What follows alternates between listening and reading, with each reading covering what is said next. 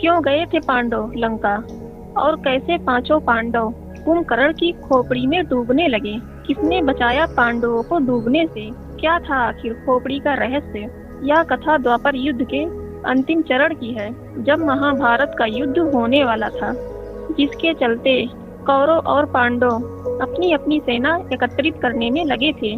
कौरव और पांडव दोनों पक्ष को सेनाओं की आवश्यकता थी, इसलिए दोनों पक्ष अपने सगे संबंधियों या जानकारों को युद्ध के लिए आमंत्रण भेज रहे थे।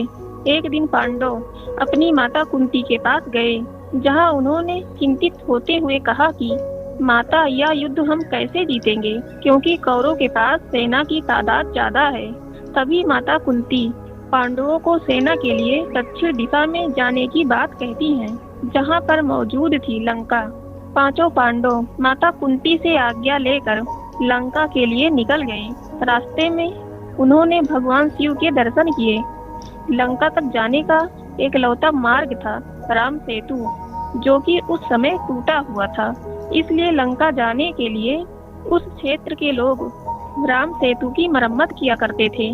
उसी सेतु के माध्यम से पांडव लंका पहुँचे। तब उन्होंने वहां पहुंचकर माता मंदोदरी से भेंट की।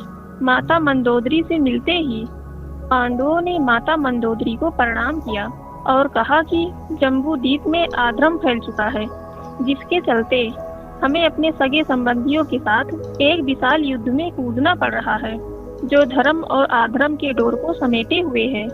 हम अपनी माता कुंती के आदेश से ही यहाँ आए हैं और आपसे चाहते हैं कि आप अपनी विशाल सेना से महाभारत के युद्ध में हमारा समर्थन करें। तब मंदोदरी ने कहा कि लंका के राजा रावण पहले ही स्वर्ग सिधार चुके हैं। स्वर्ग और इंद्र को जीतने वाला मेरा पुत्र मेघनाद भी पहले ही वीर गति को प्राप्त हो चुका है। वहीं मेरे देवर विभीषण पहले ही खुद को भगवान को समर्पित कर चुके हैं।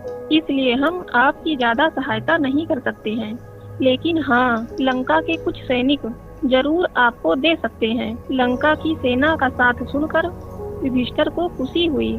वही रात होने की वजह से पांडवों ने लंका में ही निवास किया। सुबह मंदोदरी ने पांचों पांडवों को स्नान के लिए भेजा। पांचों पांडव स्नान के लिए सरोवर की तलाश में निकल पड़े। तभी उन्हें एक सरोवर दिखा, लेकिन आपको बता दे कि वो सरोवर नहीं, बल्कि कुंभकर्ण की खोपड़ी थी। जैसे ही पांचों पांडव स्नान के लिए खोपड़ी में उतरे, तो पांचों उस सरोवर में डूबने लगे। उन्हें कुछ समझ नहीं आ रहा था कि आखिरकार उनके साथ ऐसा क्यों हो रहा है।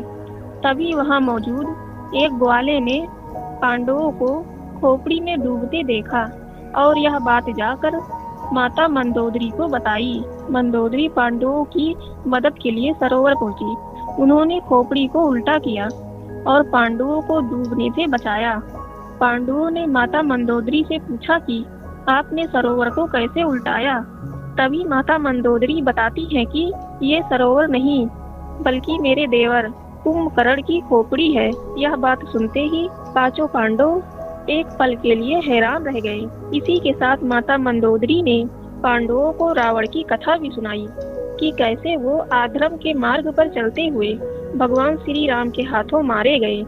मंदोदरी ने पांडवों को कहा कि अगर तुम धर्म के साथ हो तो निश्चय ही जीत तुम्हारी होगी।